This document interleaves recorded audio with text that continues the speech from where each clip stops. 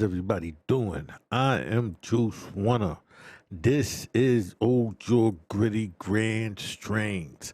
And as you can see right here on the ticker, this we will be discussing is the Master's Carpet. As you can see in the background, it is chapter 15. We're getting close to the end, people. I think it's only like 2 chapters left before this is over. Okay, at on total, there's 422 pages. We're up to page 335, and as you know, usually at the end, there's stuff there that that's not going to really be read. So that's just to give you an idea of the length of these chapters. A chapter has usually been around 20 pages, right? So, okay. Oh, please do not forget to hit that like, that subscribe, and that notification bell so you can be constantly notified when new content is either being loaded or if I go live. So you see that like button right there, you hit that and this happens. Yeah. Get out of here. Get out of here. Right. You're killing me. You're killing me. Anyway. Right. So we're just gonna get into this now. Just a quick note. One more thing, give my little shameless plug. Right here, Street Skelzy, knock him out the box. It is a murder mystery about two brothers on the opposite side of the law who must team up in order to track down their father's killer or killers before the police can get to them or botch the whole scene up. It's a great ride. It runs through New York City tri-state area, and it's a beautiful read, 400 pages, urban murder mystery, not a come up story, but it has all of the elements of a great read. Thank you very much. Now let's get into this right here. We're up to chapter 15. Mr. Burton is now let me tell you something. As you see right here, Mr. Burton is a Freemason, and he's explaining to his son Henry on why he should not become a Freemason. Now, this book is written in like 1870 something, I believe. So this book is written, as you can see right here, in type, the way it's typed up and everything. So it goes, if you're looking for the book, just type in the Master's Carpet PDF, and you can actually see the book and read it for yourself.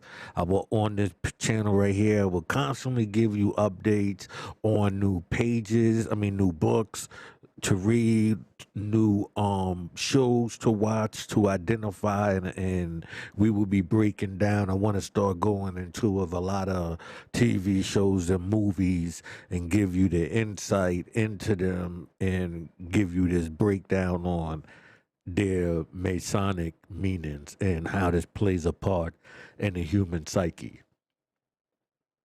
Because, this is all dealing with psychology, right? So the Masonic legend, the Masonic revival, how affected and why. Osiris and Hiram, one and the same character. Legend of Hiram Abiff, legend of Osiris, both identical. Mr. Burton, we are now done with the lesser keys, the lesser mysteries, or those initiators' rites which continue to first section of the symbolic masonry. We have examined all its ceremonies. We have investigated all its symbols, and the fearful truth has been made only too apparent that every part of Freemasonry empathetically proclaims its pagan origin, and that the god of its worship in religious philosophies is the old sun god of the ancient mysteries, the Osiris of the Egyptians, or the Baal of the idolatrous Israelites. And we must now, my dear Henry, turn our attentions to the sublime degrees of Master Mason and to the discussion of what credible legend, what celebrated legend, which is regarded by all Masons the world over as being decidedly the most impressive and instructive of all the Masonic rites, in which is called by way of immense the temple legend, or a legend of a builder. Some idea may be formed of the very high estimation in which this wonderful legend is held among the fraternity, and of its pretended similarities in great importance as an integral part of the Masonic institution, from the following descriptive references copied from the monitor and textbooks of the legend. Symbolism of Freemasonry, page 228, 229. The most important and significant of the legendary symbols of Freemasonry is undoubtedly that which relates to the faith of Hiram Abiff, commonly called by way of excellence the legend of the third degree. This legend has been considered of so much importance that it has been perceived in the symbolism of every Masonic rite. No matter what modification or alteration the general system may have undergone, no matter how much the ingenuity or the imagination of the founders of rites may have perverted or corrupted other symbols and abolishing the old and sustaining the new ones, the legend of the temple builder has ever been left untouched and present itself in all the integrity of its ancient mystical form. And again, in the general Ashmere Raison by Sickle, page 194, we read, the ceremonial of the degree of Master Mason is unquestionably the most important, impressive, and instructive portion of the ritual of the ancient Freemasonry. The portion of the rite which is connected with the legend of the Tyrian artist is well worthy of deep and earnest study of the thoughtful men. Well, we are studying it thoughtfully and earnestly, but it should not be studied as a myth or not as a fact, against the notion that it is the representation of a scene that really occurred in the temple. It may well be urged that outside of Masonic tradition, there is no proof that an event such as is related in connection with the temple builder even transpired when besides the ceremony is older by more than 1,000 years than the age of Solomon. There are characters impressed upon it which cannot be mistaken. It is thoroughly Egyptian. And now the question naturally suggests themselves, who is this Hiram Abiff or Tyrian artist? Who is referred to, which is much apparent respect in the foregoing extract, and whose legend, as Dr. Mackey expresses it, has come so intimately interwoven with Freemasonry as to make all the appearance a part of its very essence. Now, Did the Masonic fathers come to incorporate this man Hiram with the Masonic mysteries? And where, when, and how did this celebrated temple legend first originate?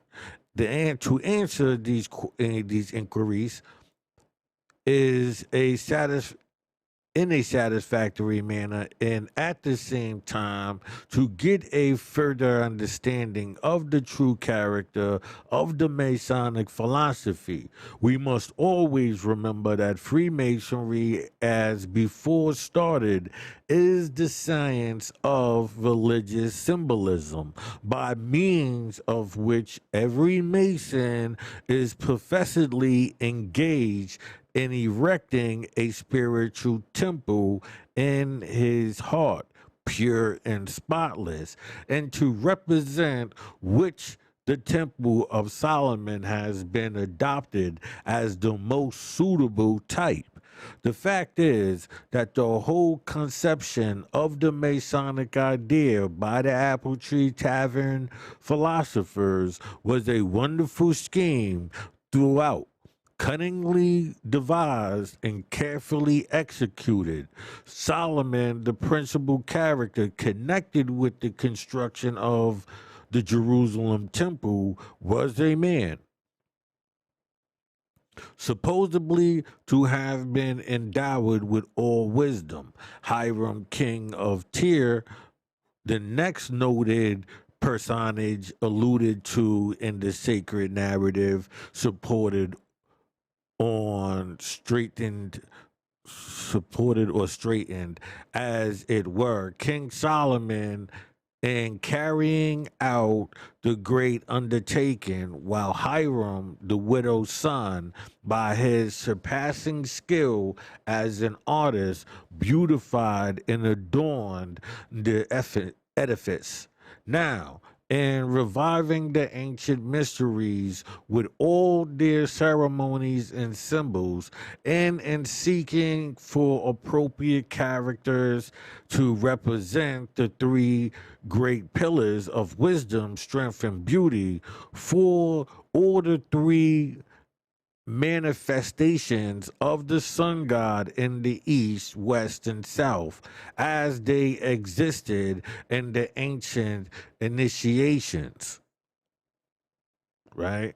Now could be found to answer every proposed more suitable than Solomon and the two Hirams. And hence, as a matter of course, they were immediately dubbed the three first most excellent Grand Masters of this grand humbug. Although we have abundant proof from the very best and highest Masonic testimony on record that one of them, at least King Solomon, knew no more of the mysteries of the Masonic Lodge as now constituted than he did of the Marble Cipher or the Battle of Bunker Hill.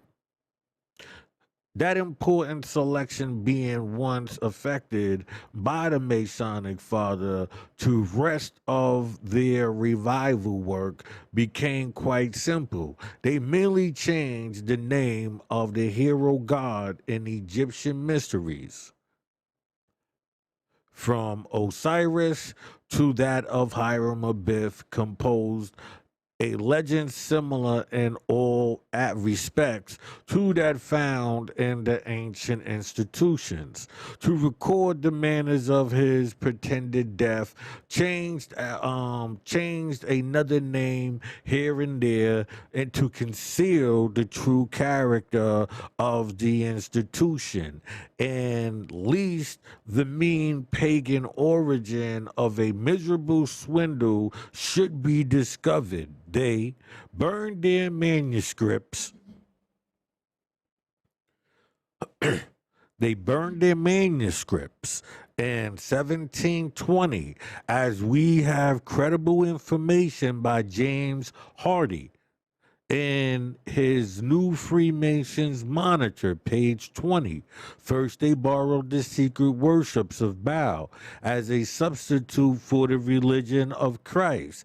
Then they interspreaded into a ritualistic jugglery the name of Solomon and Hiram to recommend it to the favorable appearance of both Jews and Gentiles.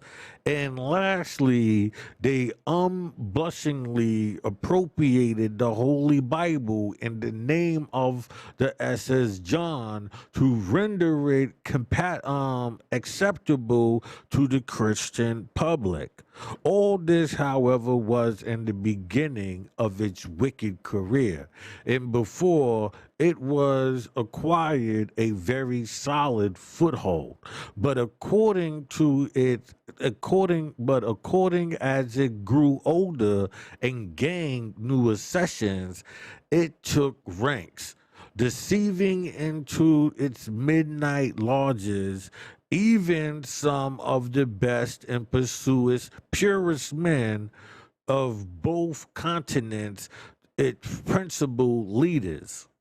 When they found they could do so with impunity. Understand what is being said, right? When they found out what they could do with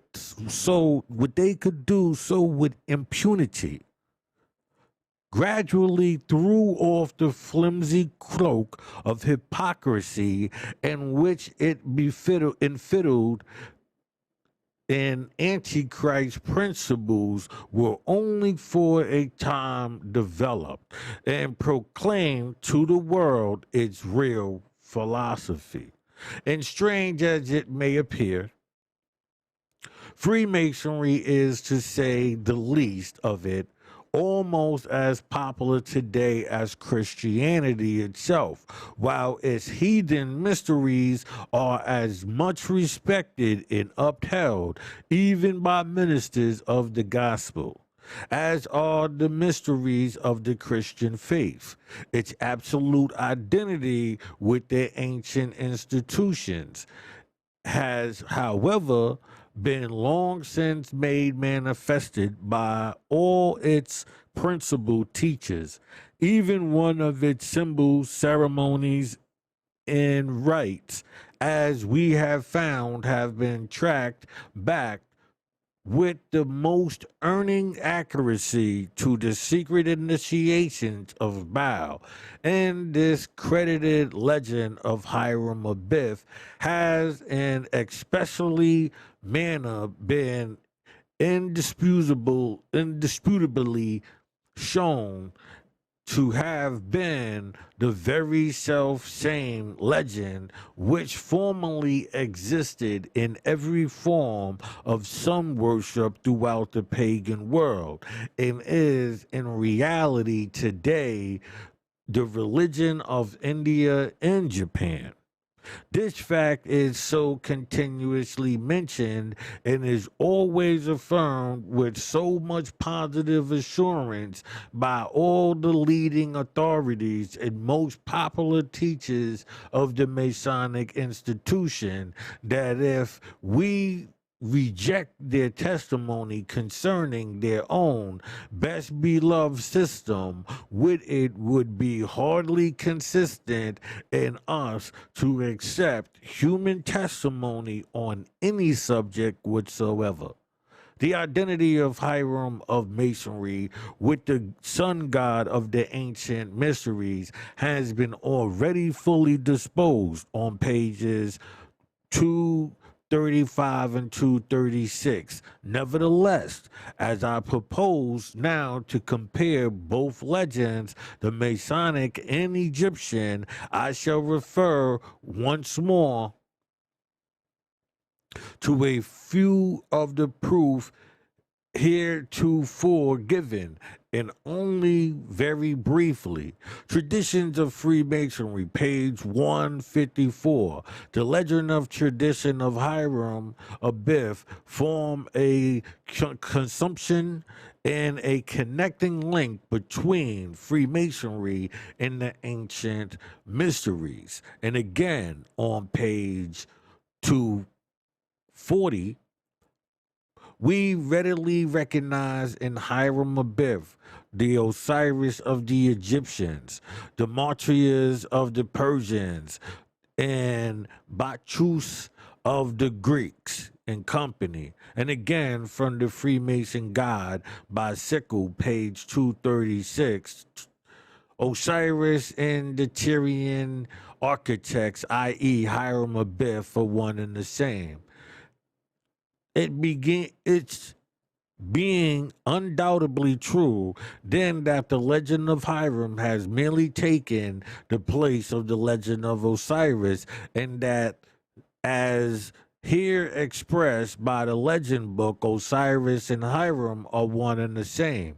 The next point is of interest, perhaps, which ought to demand our attention, would be to obtain a description of those ancient legends of the mysteries and to ascertain exactly what fact or incidents they related, so as to be able to determine beyond any possibility of mistake that the Masonic legend corresponds in every particular with the legend of Egypt on this subject, as indeed on all other points tendering in any way to establish the coincidence between Freemasonry and the ancient secrets initiations of sun worship. We have the fullest possible. See, I know that one felt like it was off, right? Okay. We have information on the very closest term from all our Masonic teachers. In the tradition of Freemasonry by Pearson, page 229, we read, everywhere in all their forms, and the mysteries were funerals, and their character and celebrated the mystical death and restoration to life of some divine or heroic personage, and the details of legend and the mode of death varied in the different countries where the mysteries were practiced. Right. So we know that when we went over the Talmud, and Jesus, and all of that, and so this is what this came from. Well, I added that into this, because it's all basically into that. So I actually would pin that into this post. All right. Again, on page 232, he said, each legend represented the death by violence of some particular person, Julius Caesar, we would say, and to become a Jesus Christ. With some, it was a god. With others, it was a demigod. And with others, a great warrior, or a person who had conferred single benefits upon man in agricultural pursuits and the arts and science. The consequence of such death, something was lost. There was then a search made for that which was lost, and finding it, or of a part of it, or in something that was adopted as a substitute for it, and being in sorrow and lamentations, and an ending in joy, and rejoicing, such as a brief summary, he continued, of the legend that accompanied the ceremonial of each of the systems of the mysteries of which we have any account, either historical or traditional, that has ever been practiced on this globe. Having been thus made acquainted with the fact that the mysteries were all funeral in their character, and that they everywhere celebrated the death of some cherished being as the representative of the sun god, or the destruction of light by night and darkness. Let us now, right, compare the legend of the tyrant and architect with that of Osiris, and with that way ascertain, my fault, to a certain, I want to get this because I got something I wanted to say, to a certain, to a certainty that coincidence that existed between them. Okay, I had to scrap that, get that out there hardly, right? Well, um, if you know, in 2023 now we have, right, a green comet, right? That's gonna play a big part in, this making of a god now. We seen the pandemic come. We seen the global lockdown. We seen the global outcry for George Floyd, right? That's what they said. At least we can document globally George was, right, this outcry. That's gonna matter when, I go into other things, right? Because we be talking about the York Rite, and we talk about the Scottish Rite. So we understand, these systems that's been set up, right? And so all of this will play a part. He's breaking down the symbolisms, and if you read into, and as I have been doing, right, is doing the research into the things that he said earlier. So it's like we right now we're at the end of of his lecture. So the things that was said, like I said, in the first 4 to 5 chapters was more the research, right? So then he went into the personal aspects, in the master's carpet, and so now he's wrapping that part up. I'm just giving a brief insight to anybody who hasn't been here, but now he's explaining once again this science of making a god, right? Legend of Hiram Abiff. The following is that wonderful legend of Hiram Abiff, which is rehearsed by the worshipful master and every candidate at the time he is made a master, or rather after he is brought from the dead level to the living perpendicular. 14, no, 15 fellow crafts, seeing the temple about to be completed, and being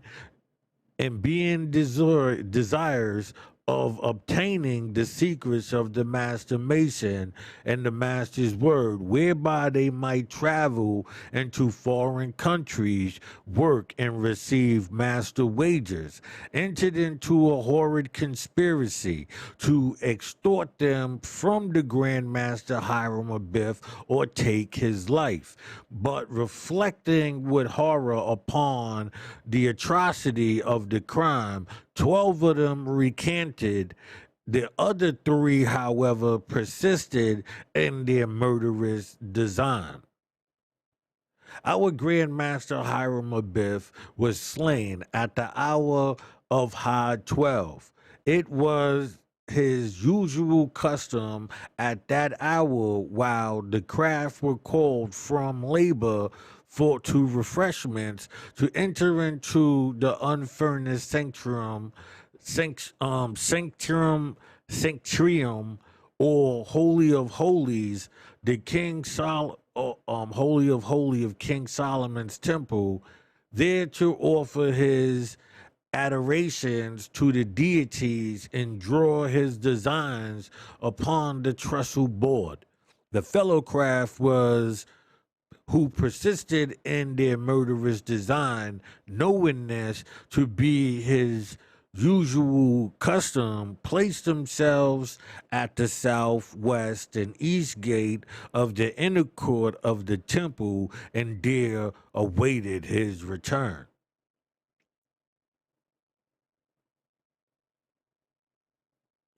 Having finished his usual exercise, he attempted to pass by the south gate, where he was met by the first ruffian, Jubela, who Christ demanded of him the secret of the master mason, or master's word, and being Christ refused, he struck him with the 12.4-inch gauge across the throat. He then attempted to retreat by the west gate, where he was met by the second ruffian, Jubelo, who also demanded of him the secret of the master mason, or the master word, and being again refused, he struck him with the square across the breast. He now attempted to make his escape by the east gate, where he was met by the third ruffian, Jubelum, who in like manner Christ demanded of him the secrets of the master mason, or the master's word, and upon a like refusal, he struck him a violent blow with the setting mallet on the forehead, which fell him dead upon the spot. They then buried him in the rubbish of the temple until or 12 12 or 12 at night, when they met by appointment and conveyed him to a westerly course from the temple to the brow of a hill west of Mount Moriah, where they buried him in a grave due east and west, 6 feet perpendicular, and planted a acris at the head of the grave to conceal it, and that the place may be known should occur thereafter ever require it. They then attempted to make their escape to the country. Our Grand Master was known to be missing until the following day, when King Solomon, arriving to the temple and finding the craft in confusion, he inquired the cause of being informed that there was no work laid out and no designs upon the trestle board. He inquired where was our Grand Master Hiram Abiff. He was informed that he had not been seen since high 12 yesterday, and fearing that he might have been indisposed, he ordered strict search and due inquiry to be made in and about the several apartments of the temple to see if he could be found. But strict search and due inquiry having already been made, and our grand Master Hiram Abiff being nowhere to be found, he feared that some fatal accident had befallen him and ordered the Grand Secretary to cause the several rows of workmen to be called to see if any were missing, and would in that return be made as speedily as possible. Upon roll call, 3 fellow crafts were found to be missing, namely Jubello, and Jubellum, right? Who from the similarities in their names were supposed to be brethren and men of Tyre, right? About this time, the fellow craft who recanted presented themselves before King Solomon, clad in white gloves, aprons, tokens of innocence, freely accordingly their premeditated, guilty, and most humble employed his pardon. King Solomon ordered them to divide themselves into parties in 12, 3 east, 3 west, 3 north, and 3 south, with others whom he should appoint in search of the ruffians and return without tidings.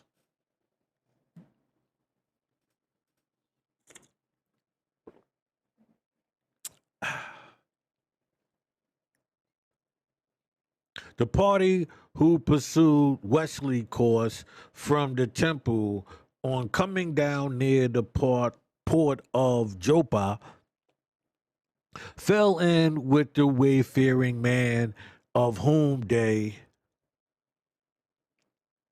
inquired if he had seen any strangers pass that way. He informed them he had 3, and described them as workmen from the temple of Jerusalem, seeking a passage to Ethiopia, but not having King Solomon's pass, were unable to obtain a passage and returned back to the country.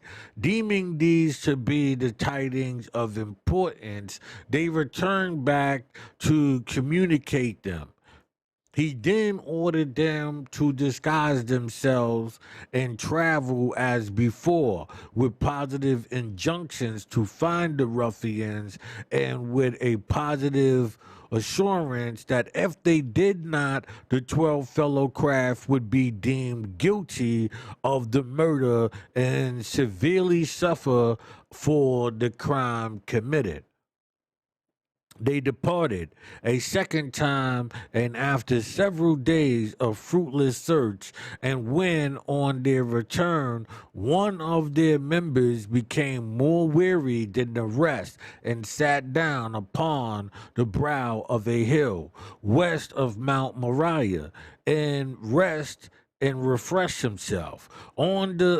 On attempting to arise, he accidentally caught hold of an akara, which, easily giving way, excited his curiosity, whereupon he hailed his companions, and upon their return with examination, found what had the appearance of a new made grave, and wished, meditating upon this singular circumstance, they heard the following horrid examination from the cliff of an adjacent rock.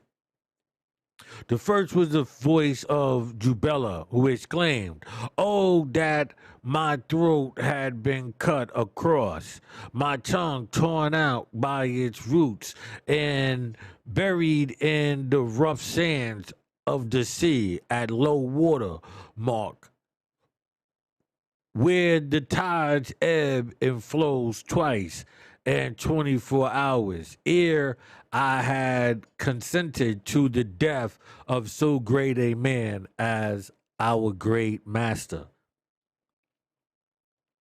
Hiram Abiff. The second was the voice of Jebelo, who exclaimed, "Oh, that my left breast had been torn open, my heart plucked out and given to a prey to the wild beasts of the field and the fowls of the air. Ere I had been accessory to the death of so good a man as our Grand Master Hiram." The third was the voice of Jebelum, who exclaimed in tones of great horror, then and others, "Oh, that my body had been severed in twain, my bowels taken from thence and burned to ashes, and the ashes scattered to the four winds of heaven, so that no more trace or remembrance might be had so a vow and perjured a wrench as I had caused the death of so great and good a man as our Grand Master Hiram Abiff. Jebelo, Jebelo, it is I who am more guilty than you both. It was I who struck the fatal blow, as it was I who killed him.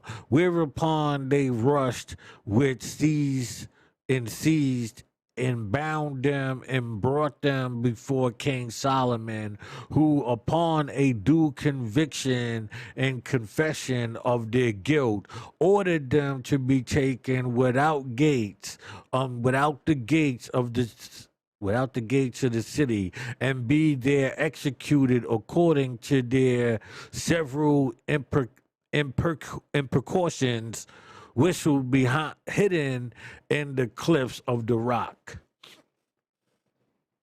King Solomon then ordered the fellow craftsmen to go in search of the body, and when found, to observe whether the master's word or key to it or anything pertaining to the master's degree be or about the body. The body of the Grand Master Hiram was found in the grave, dug due east and west, 6 feet perpendicular and westly course from the temple, where a wearily brother sat down and rest and refreshed himself. But there was nothing found on or about the body, making sure you can see it, which it could be designated except the jewel of his office, which they bore up to King Solomon, and then ordered the fellow craftsmen to form a solemn procession to go and assist him with raising the body. And as a master's word was then lost, he proposed that the first sign made upon arriving at the grave and the first word spoken after the body should be raised should be adapted as the sign in word for the regulation of all master lodges upon future generations should find out the right. Such is the celebrated legend of Hiram the Builder, the name of the sun god of the Masonic mysteries. And now let us refer to its great antitype, the equally famous legend of Osiris the king, or the name of the sun god of the ancient mysteries, Legend of Osiris. In the tradition of Freemasonry, page 229, we read, Osiris, king of Egypt, willing to confer an indescribable benefit on all the nations around him by communicating to them the arts of civilization, left the government of his kingdom to the care of his wife Isis, and made an expedition of 3 years to effect his benevolent purpose. On his return, he failed to sacrifice to the intrigue of his brother Typhoon, who had formed a conspiracy in his absence to destroy him and to usurp his throne at the grand entertainment, into which Osiris was invited, but none but the conspirators were present. Typhoon produced a valuable chest adorned with works of gold. He had secured without suspicion a measurement of the person of Osiris and had caused the chest to be made in such proportion as which exact fit his body. During the entertainment and while the guests were enthralling the beauty of the chest, Typhoon promised to give it to any person present whose body it should most conveniently hold. Osiris was tempted to try the experiment, but was no sooner laid in the chest when the lid of it was nailed down and thrown into the river. The body of Osiris thus committed to the mercy of the winds and the waves that cast up at Babylon's and Theodosius, and left. If you can see all of that right there, is like mad choppy, right? Left at the foot of the tamarind tree.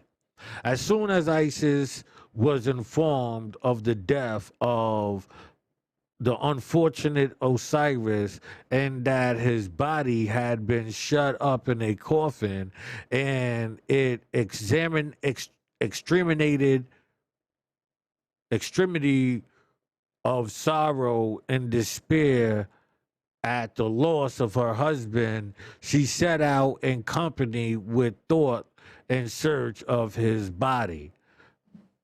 Uncertainty as to the route she ought to pursue, unless an agate her heart, lacerated with grief and mourning, grabbed, making the air re-echo with her lamentation. She interrogates everyone whom she meets. While encountering the most extraordinary adventurous, she is informed by some young children that a coffin which contained the body of her husband had been carried by the water out to sea and thrice to Bablos, where it was stopped and was now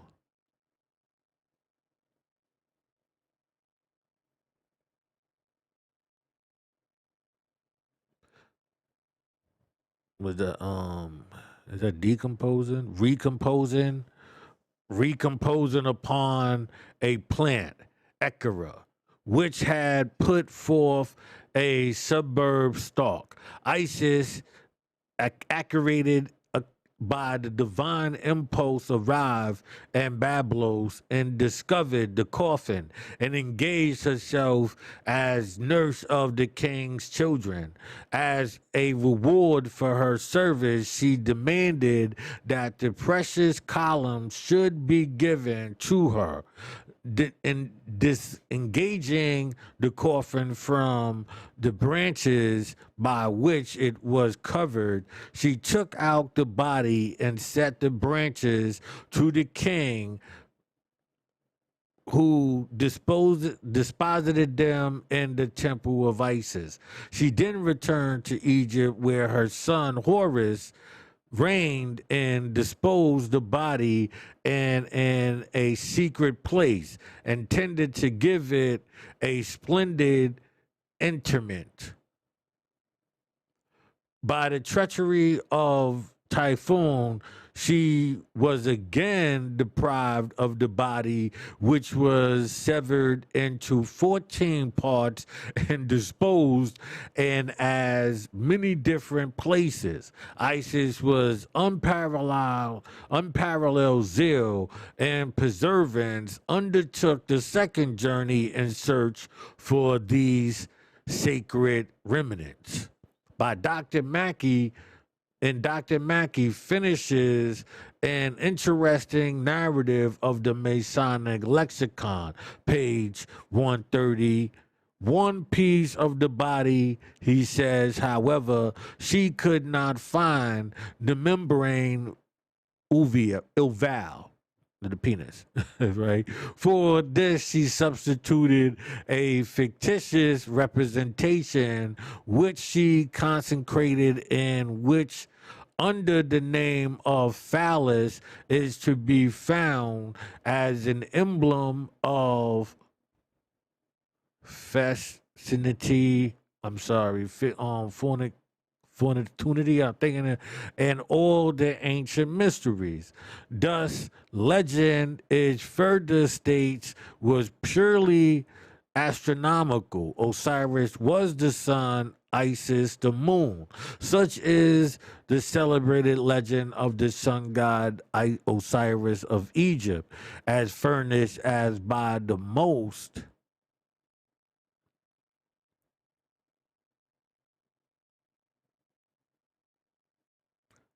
authoritative Masonic document in the world, in relation to which past Grand Master Pearson further observed in his tradition of Freemasonry, page 231.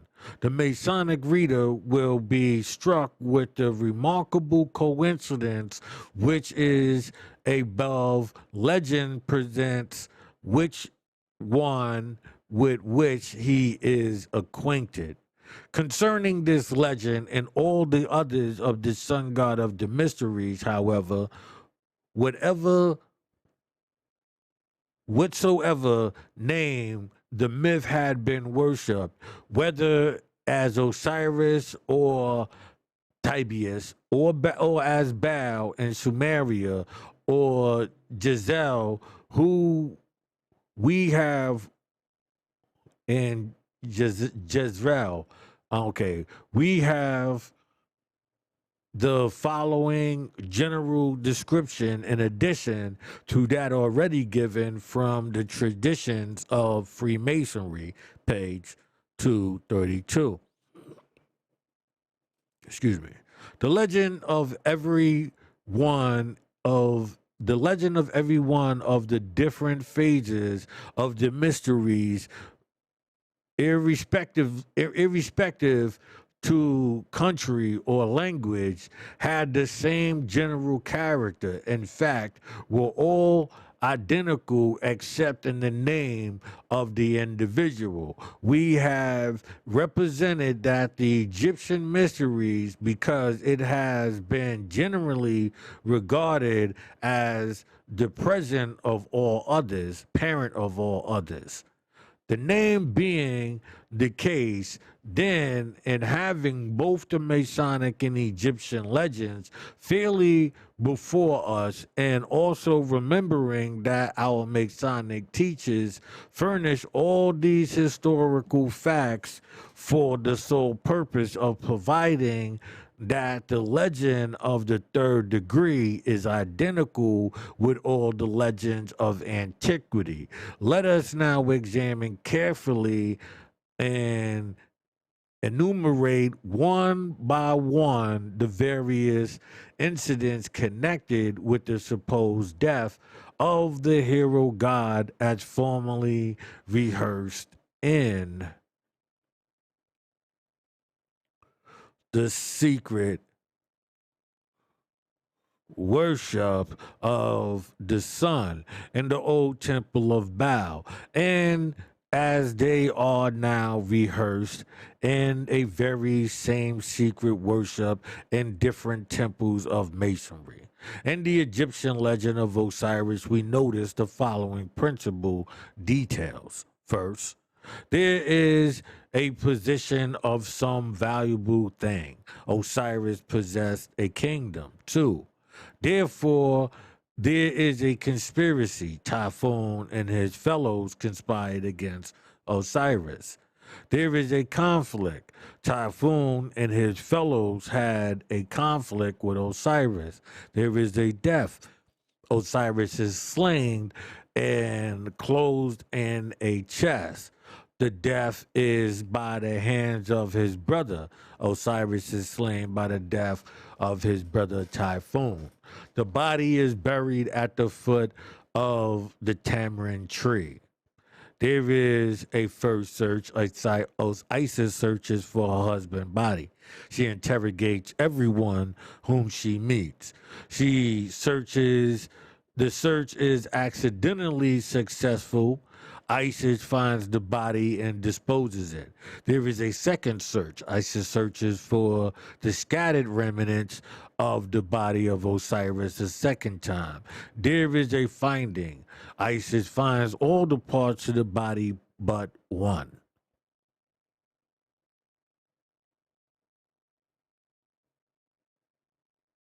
12. There is a loss. One part of the body is missing. 13. There is a substitution. Isis substitutes the phallus for a missing part.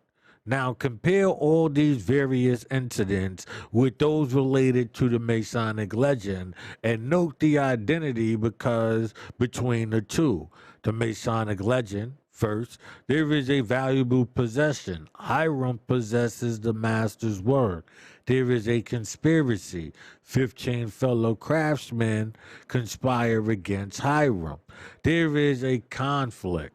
3 ruffians attack Hiram Abiff at high 12. There is a death. Hiram is slain by Jebelum. There is this death is by the hands of a brother. Hiram is slain by his brother Jebelum. 6. The body is buried at the foot of the tamarind or acara tree. 7. There is a first search. 12 fellow crafts search for the ruffian. 13. They interrogate everyone whom they meet. I said, that's supposed to be 8. 9. This search is accidentally successful. The ruffian are found in the cliff of the rock and disposed of. 10. There is a second search. Fellow crafts go in search of the body.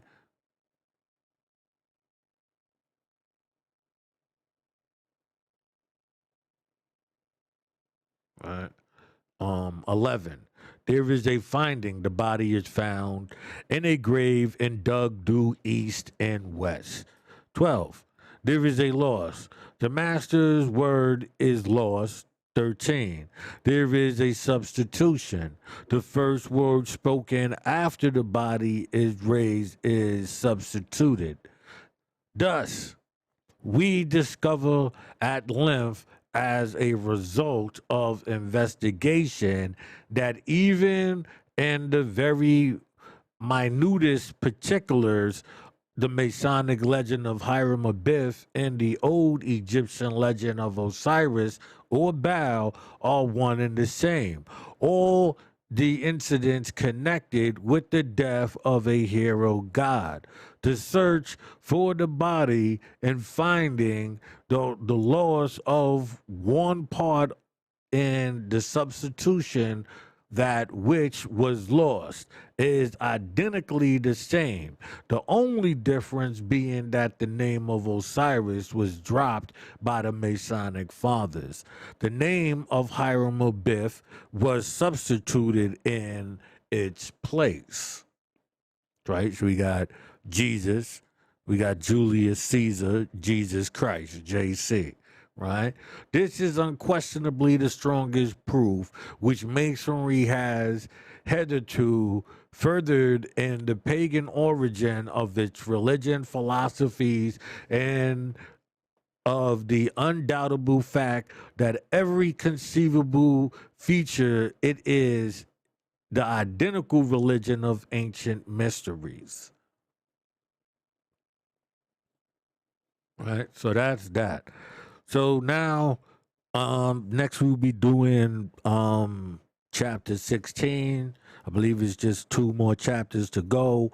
But in this, I hope we have come and made, some have some clarity on what's taking place, right? How does what makes a god? What causes a group of people to put a certain person in such honor, right? And now inside of that fight, these god wars are developed, because first the gods are born, these heroes, these kings, these demigods, whatever you gods, demigods, for these level of people and what they did, right? So with that, you should start understanding these different Masonic rites. It should start becoming clear to you. By the end of this, like I said, I have no problem giving you the whole truth, nothing but the truth. So help me God, right? Don't forget to, man, to, hit that like button, hit that subscribe, and hit that notification bell so you can be notified whenever new content is being uploaded or when I go live. Like I said, I'm on many different platforms, from Twitch to Twitter, Facebook. See that? Look at that right there. All right, come on. You blocking me. The love, right? Twitter, Twitch, Facebook, Instagram, I'm there. Discord, we're there. The message has to get out. And, I'm trying to build a following. You can do that by just simply hitting that like button, hitting that subscribe, and hitting that notification, as well as leaving a comment. A simple comment can take a person to a whole different level where you never know where we can go just by the questions you ask. All right, people, I'm out of here. All right.